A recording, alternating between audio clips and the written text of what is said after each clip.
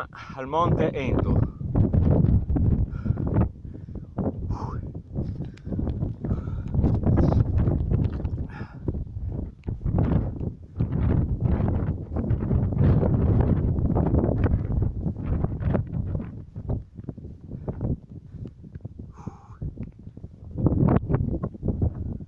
Quello che vediamo è Cuglieri, il castello di Cuglieri.